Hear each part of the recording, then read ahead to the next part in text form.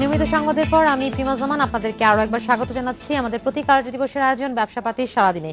এই মুহূর্তে জানাবো ঢাকার পুঁজিবাজারে সূচকের অবস্থান কি রয়েছে এবং আজ আমরা দেখতে পাচ্ছি এখন পর্যন্ত ঢাকার পুঁজিবাজারে বেশ ভালো অবস্থা। এই মুহূর্ত পর্যন্ত লেনদেনের ক্ষেত্রে প্রধান সূচক ডিএসইএক্স 41.54 পয়েন্টের মতো বেড়ে রয়েছে 4,843 পয়েন্টে। ডিএস30 11.46 পয়েন্ট বেড়ে রয়েছে 1,897 পয়েন্টে। আর সরিয়া সূচক ডিএসইএস 8.29 পয়েন্ট বেড়ে রয়েছে 1,201 পয়েন্টে। মোট লেনদেন 403,49,00,000 টাকা ছাড়িয়েছে ঢাকার পুঁজিবাজারে। এখন পর্যন্ত হাত বদল হওয়া কোম্পানিগুলোর মধ্যে 168টির দর বেড়েছে, 66টি কোম্পানি দর হারিয়েছে। শুধুমাত্র শেয়ার ভিত্তিক কোম্পানিগুলো 169টির দর বেড়েছে, হারিয়েছে 69টির দর। আর শুধুমাত্র মিউচুয়াল ফান্ডগুলোর মধ্যে এখন পর্যন্ত 28টি ফান্ডে লেনদেন হচ্ছে, যার মধ্যে 18টির দর বেড়েছে আর হারিয়েছে 10টি ফান্ডের দর। এ ছিল এখনকার মতো পুঁজিবাজারের সবশেষ অবস্থা। পুঁজিবাজার নিয়ে আলোচনায় আজ আমাদের সাথে স্টুডিওতে উপস্থিত রয়েছেন এমটিবি ক্যাপিটাল লিমিটেডের প্রধান নির্বাহী কর্মকর্তা খায়রুল বাশার। জনাব খায়রুল বাশার, শুরুতে আপনাকে স্বাগত জানাচ্ছি। কেমন আছেন আপনি? জি, ভালো আছি। খায়রুল বাশার, আপনার সাথে যে বিষয়টি নিয়ে আলোচনা করবো যে এখন যে ইন্ডেক্সের অবস্থান আমি বললাম মাত্র 4,846 পয়েন্ট বলা চলে সর্বোচ্চ অবস্থান এখন পর্যন্ত। আর কি ঈদের পর থেকে আমরা যে অবস্থানটুকু দেখেছি, একটি সপ্তাহে 152 পয়েন্ট যোগ হয়ে 4,800-তে উঠেছিল। আবার গত সপ্তাহে কিছুটা কারেকশন ছিল, আবারও আপনার আজকে বেশ ভালো লক্ষ্য করা যাচ্ছে এবং গত কার্য দিবসেও কিন্তু ইন্ডেক্সে যোগ হয়ে 4,800-তে উঠে আসে। তো ওভারঅল লেনদেন এবং ইন্ডেক্সের এখনকার যে চলমান প্রক্রিয়া যাচ্ছে, গতিটা, এটা দেখে আপনার কি মনে হচ্ছে যে স্বাভাবিক গতি কি বিরাজ করছে ঢাকার দুই পুঁজিবাজারে? হ্যাঁ, যদি আপনি রোজার শেষে 2 সপ্তাহ, তারপরে ছুটির রোজার শেষ ঈদের পরে 2 সপ্তাহ এবং এখন যদি এটা নেন, আর যদি টোটাল টার্নওভারটা দেখেন, তাহলে আর মনে হচ্ছে যে মার্কেটে প্রফিট টেকিং এবং রিইনভেস্টমেন্ট কিছু চলছে। কারণ টার্নওভার গতকালকে 800 কোটি টাকা দেখেছেন পার হয়েছে। আজকের দিনটা গেলেই আমরা আরও একটু ফিল করতে পারবো আসলে এটা ফান্ডটা সাইডলাইন যাচ্ছে নাকি রিইনভেস্টমেন্ট হচ্ছে। তারপর আপনি জুন এন্ডিং যেহেতু হচ্ছে, জুন এন্ডিংয়ে আপনি যে একটা মিক্সড রিয়াকশন থাকলেও বেশ ভালো ভালো কোম্পানি যেগুলোকে আমরা বেটার কোম্পানি সেগুলো থেকে কিন্তু ইপিএসগুলো কিন্তু আমরা ভালো পাচ্ছি। আর আপনি জানেন যে আপনার ইনভেস্টররা কিন্তু আসলে এই টাইমটাকে খুব অ্যাক্টিভ থাকে, যে হাফ ইয়ারলি ক্লোজ হওয়ার সাথে সাথে ইপিএসগুলো আসে এবং যাদের ডিভিডেন্ড ঘোষণা করতে যাচ্ছে এই সময় কিন্তু একটা প্রফিট টেক ওভার রিইনভেস্টমেন্ট। কারণ যদি তাদের এখনকার পজিশন তারা যদি রিটেক করে এবং পরবর্তীতে স্বাভাবিক কারেকশন নেয়, তখন কিন্তু মার্কেট একটা সাস্টেনেবল গ্রোথে যায়। জি, তবে আপনার কি মনে হচ্ছে, আপনি ইনভেস্টমেন্ট ক্লাইমেটের কথা যেটা বলছেন, এই ক্ষেত্রে কোনো পলিসি ডিসিশন কিন্তু আসলে ওইভাবে আমরা এখন পর্যন্ত পাইনি। তাহলে সেই ক্ষেত্রে আমি যেটা আপনার কাছে শুরুতে বলছিলাম যে স্বাভাবিক কিনা, কারণ পলিসি ডিসিশন না থাকলে তো আলটিমেটলি মার্কেটে আমরা যেটা দেখি আমাদের মার্কেটে এই ধরনের বিষয়গুলো ইমপ্যাক্ট ফেলে। আপনি মার্কেট কনফিডেন্স যেটাকে বলি আমরা, এটা কিন্তু রিইনফোর্স হয় এই পলিসি ডিসিশন দিয়ে, যেটা রেগুলেটররা যারা স্টেক হোল্ডাররা যখন এটা একসাথে কাজ করে। শুধু মার্কেটে বাড়ছে, প্রফিট টেক হচ্ছে, রিইনভেস্টমেন্ট হচ্ছে, এটা কিন্তু কনফিডেন্স লেভেলটাকে সাস্টেইন করে না। যদি এর সাথে দু একটা পলিসি ডিসিশন চলে আসে মার্কেটে, বা এটা নিয়ে যদি মার্কেটে কথাবার্তা শুরু হয়, তাহলে কিন্তু ইনভেস্টররা ফিল কনফিডেন্ট যেতে দিয়ে আপওয়ার্ড ট্রেন্ড নেমে যাচ্ছে। এবং সামগ্রিক অর্থনীতি, দেশের চিত্র সব কিছু মিলালে কিন্তু মনে হয় যে এখন আমাদের ইনভেস্টমেন্ট ক্লাইমেটটা একটু বেটার শেপের দিকে যাচ্ছি।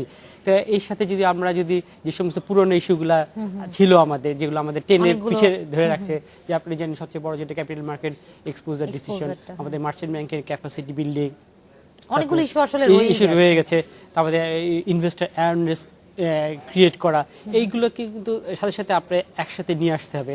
বিশেষ করে আমাদের সবচেয়ে বার্নিং ইস্যু হলো ক্যাপিটাল মার্কেট এক্সপোজার, যেটার জন্য আমরা কিন্তু আসলে হাত পা বাঁধা অবস্থা, এবং সবাই কিন্তু আসলে ওই জায়গাটাতে একটা বেশি কনসেন্ট্রেট করে বসে আছে যে এখান থেকে কি সিদ্ধান্ত আসলে আসে। হ্যাঁ, এটাকে কিন্তু খুব দ্রুত অ্যাড্রেস করতেই হবে।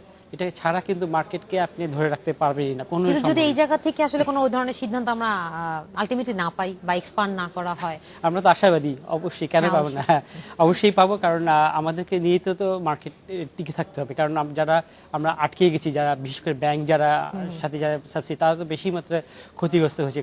প্লাস এটা কিন্তু এফেক্ট পড়েছে আদার কমার্শিয়াল ব্যাংকে, যারা আন্ডার এক্সপোজ আছে, তাদের উপরে কিন্তু প্রভাবটা পড়েছে।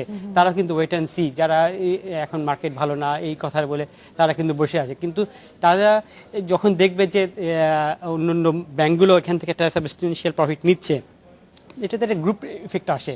আমাদের সাবসিডিগুলো ভালো করলে কিন্তু এই টাকাটা তো ফাইন্যান্সিয়াল টোটাল গ্রুপের মধ্যে যায়, তখন কিন্তু একটা তৈরি হয় যে আমরা কেন বসে আছি, কেন ক্যাপিটাল মার্কেট বেটার আমরা যাবো না আমার কেন? মধ্যে এই কোশ্চেনটা রয়েছে আসলে যে ইনভেস্টররা মানে আমি আপনার থেকেই তাহলে জানতে চাচ্ছি যে ইনভেস্টররা কি সাইডলাইনই আছে নাকি তারাও এই জায়গাতে প্রফিট টেক করে আবার অবজারভেশন মোডে আছে যে সেখান থেকে তারা সামনের দিনগুলোতে আবার নতুন করে রিইনভেস্ট করবে, মানে আপনার কি মনে হচ্ছে তাহলে? এটাই বললে যে একটু সময় লাগবে, এই 8-10 দিন ট্রেন্ড দেখে তো আসলে বলা তাহলে আমরা ঠিক। এই ক্ষেত্রে আশাবাদী যে সামনের দিনে সামনের আবারও দিনগুলো, পুঁজিবাজারে হ্যাঁ, আরো 8-10 ভালো দিনকে কমেন্ট করা খুব ডিফিকাল্ট। যদি না এটা সাস্টেনেবল একটা গ্রোথ দেখা যায়, একটা একটা বড় সময় দেয়, এবং তার সাথে যদি এই দু একটা পলিসি ডিসিশন আসে, তাহলে কিন্তু আপনার কথাটাকে সত্যি হবে তাহলে। আচ্ছা, আরেকটা বিষয় রয়েছে যে কমিশনের রিফর্ম তো অনেক কিছু আমরা পেয়েছি, তো এখন আপনার কি মনে হচ্ছে মার্কেট বিহেভিয়ারের ক্ষেত্রে এই জায়গাতে আর কতটুকু জোর দেওয়া যেতে পারে বা এই জায়গাতে আর কিভাবে কাজ করা যেতে পারে? কমিশন তো আপনি 10-11 পরে নতুন কমিশন কাজ করে যাচ্ছে এবং সেটা তো অনেক হ্যাঁ। ভালো ভালো ডিসিশন আমরা দেখেছি, যেগুলো মার্কেটের জন্য যেগুলো প্রবলেম ছিল সেগুলো কিন্তু কারেক্ট হয়েছে।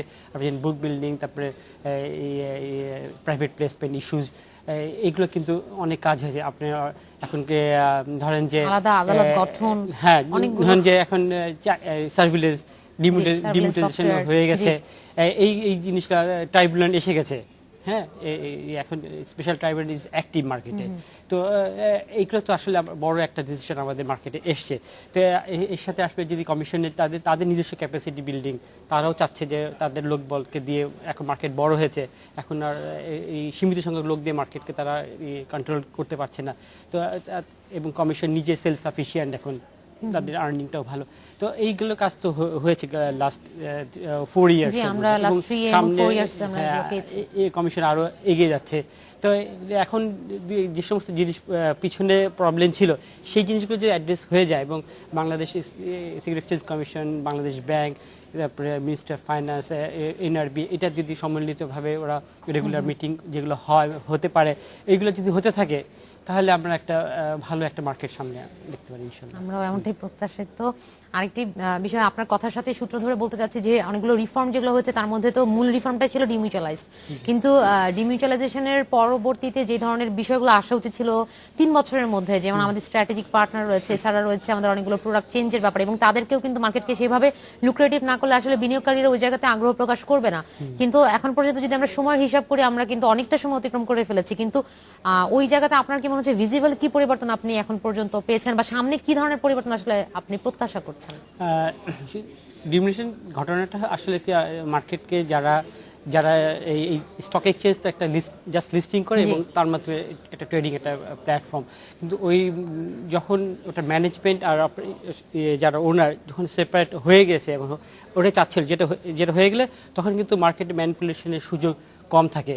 এখন আমার কাছে যেটা মনে হচ্ছে যে এই ডিমিউশনের যে এফেক্ট, যে আপনি যেটা বললেন স্ট্র্যাটেজিক পার্টনারটা, এটা আনতে হলে তো স্টক এক্সচেঞ্জ তাদেরকেও অ্যাক্টিভ হতে হবে, Active হতে হবে, এবং হ্যাঁ, তাদেরকেও সেইভাবে। একটা মতো প্রোডাক্ট, আপনি জানেন যে ইকুইটি প্রোডাক্ট নিয়ে আসলে মার্কেট এটা সাস্টেনেবল না, এবং সিকিউরিটি এক্সচেঞ্জ কমিশন বলছিলাম আর কি যে তাহলে কমিশনের হ্যাঁ। এই ক্যাটাগরি হয়েছে, হ্যাঁ। এখানে কিন্তু একটা আছে যে ওদেরকেও কিন্তু নতুন নতুন প্রোডাক্ট আনতে হবে, যে আপনি অপশনস ডেরিভেটিভস আনতে হবে। আপনার ক্লিয়ারিং কর্পোরেশন, জি, ক্লিয়ারিং কর্পোরেশনের জন্য হ্যাঁ, কমিশনও গঠন হ্যাঁ, হয়েছিল। ডিসেম্বরের মধ্যে হয়তো একটা ড্রাফট আমরা দেখতে পারবো। পারবো। তখন আমরা হয়তো এটাকে আমরা এটা একটা সামনে হয়তো একটা ভালো একটা স্টক এক্সচেঞ্জের সাথে ক্লিয়ারিং কর্পোরেশন অবশ্যই দরকার, কারণ এখন ক্লিয়ারিং কর্পোরেশনের কাজটা করে স্টক কিন্তু আসলে এই এক্সচেঞ্জ। জায়গাগুলো শুনেই আসছে, কিন্তু এখন আমরা ওইভাবে অগ্রগতি এটা তো আসলে দেখছি চাইলেই তো হয় না, এটার জন্য কাজ একটু সময় করতে হয়, সাপেক্ষ। সময় সাপেক্ষের ব্যাপার, এবং যারা কাজ করে তাদেরও একটা কিছু লিমিটেশন থাকে, ওই সময়গুলো তাদেরকে বের করতে হয় ওই দিন তাদের রেগুলার প্যারামিটারের বাইরে। জনাব খায়রুল বাশার, আপনি অনেকগুলো কথা বলছিলেন, এর মধ্যে অনেকগুলো প্রবলেমের কথা বলেছেন যেগুলো পুঁজিবাজারকে এখনো টেনে ধরেছে। আমি এই বিষয়গুলো আপনার কাছে জানবো, তবে তার আগে আমাদের একটা বিরতি নিতে হবে। আলোচনার পর্যায়ে বিরতি নিচ্ছি, আমাদের সাথেই থাকুন।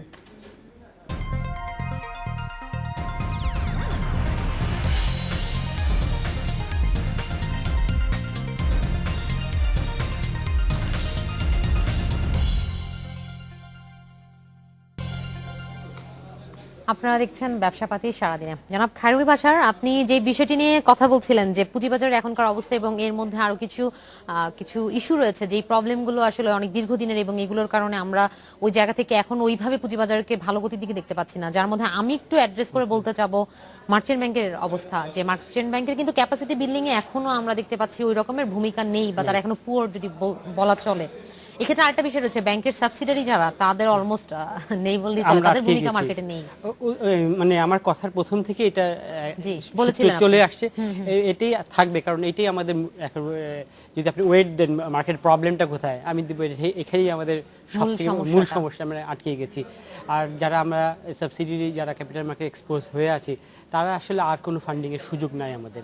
আমাদের যতটুকু আগে যেটা ডেফিনেশনে ছিল যে আমাদের এই আমাদের ওন ক্যাপিটালটাও এক্সপোজার আসবে না, সেটাও কিন্তু এখন এই টোটাল এক্সপোজারের মধ্যে এটাও এসে গেছে। যার জন্য আমরা এখন মনে করেছিলাম যে আমার পেডেপ ক্যাপিটাল বাড়লে হয়তো আমি এই টাকাটা নিয়ে আমি হয়তো মার্জিন লোন দিয়ে বা ওন ইনভেস্টমেন্ট করে আমি হয়তো একটা ফিনান্সিয়ালি হেলদি একটা অবস্থার মধ্যে যেতে পারবো বা প্রফিটেবিলিটি দেখতে পারবো, কিন্তু সেই জায়গাটাও আমাদেরকে আটকে দেওয়া হচ্ছে। এখন ফিনান্সিয়াল স্ট্রেন্থের দিকে চিন্তা করলে আপনারা ওইভাবে ওই জায়গাটাকে অ্যাড্রেসই করতে পারছেন না, না। আসছে না। আবার যে আমরা যে মার্কেট থেকে টাকা তুলবো, সেই সুযোগও কিন্তু আমাদের নাই। আমাদেরকে যে আইপিও করা বা অন্য কোনো ভাবে টাকাটা নিয়ে এসে আমরা আমাদের মার্জিন লোন বা ইনভেস্টমেন্টে যাব, সেই সুযোগটা কিন্তু আমাদের এখনো নাই। তাহলে এটা যদি পলিসি ডিসিশন কমিশন থেকে যদি না নেয়, তাহলে কিন্তু আমাদের জন্য এটা খুব বড় সমস্যার জন্য। মানে যে ভূমিকাটা আসলে আসার কথা সেখান থেকে আপনারা যেভাবে নেমেছেন, ওইখান থেকে উত্তরণটা আসলে ওইভাবে সম্ভব নয়। না, সম্ভব না। কিন্তু এই ক্ষেত্রে আরেকটু বলতে চাচ্ছি যে পুনরুত্থান তহবিল যেটা ছিল, আমরাও জানি এটা অনেক দীর্ঘ সময় হয়েছে এবং এইটার আসলে আলটিমেট যে উদ্দেশ্য এটা এসেছে সেই উদ্দেশ্য ওইভাবে সফল হয়নি, কিন্তু তৃতীয় কিস্তি পর্যন্ত পুরো অর্থায়নের তহবিলটা আমরা জানি ছাড় হয়েছে। সেই বিষয়ে আপনি কি বলবেন তাহলে? এটা আপনি ফিগারটা দেখবেন খুবই কম। হ্যাঁ, তা তো আপনারা শুরু থেকেই যে বলছিলেন। আপনি যদি মার্কেটে প্রতিদিন 800 কোটি টাকা ট্রেড হয়, তাহলে বুঝতে 900 কোটি পারছেন যে টাকার তহবিল তো আসলে এটা তো কোনো মানে জাস্ট এ ড্রপ।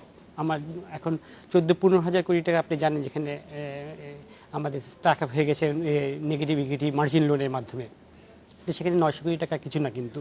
এবং আপনি আর একটা জানবেন যে আমাদের যে ওয়েতে এটা ডিসবার্সমেন্ট শুরু হয়েছিল, সেটা কিন্তু প্রথম থেকে বেশ কমপ্লিকেটেড ছিল। পরে কমিশন আইসিবি বসে এটাকে কিন্তু কিছুটা মিনিমাইজ করে ছাড় করতে কিন্তু বেশ দেরি হয়ে গিয়েছিল, কিন্তু খুব কুইকলি কিন্তু আসেনি। তাও কিছু আসছে আর কি, কিন্তু সেটা খুবই কম। সামনে যদি এটা নিয়ে আরও যদি চিন্তা করা হয় যে ধরেন আমাদের যে সমস্ত নেগেটিভ ইকুইটি, কেউ না কাউকে তো লস এখন নিতে হবে আসলে। আপনি যেটা বলছে যে বাংলাদেশ ব্যাংক কেন এটাকে আটকে রেখেছে, কারণ এই ফান্ডিংটা তো কোথাও ওখান থেকে এসে তারপরে এটাকে রিঅ্যাডজাস্ট করতে হবে।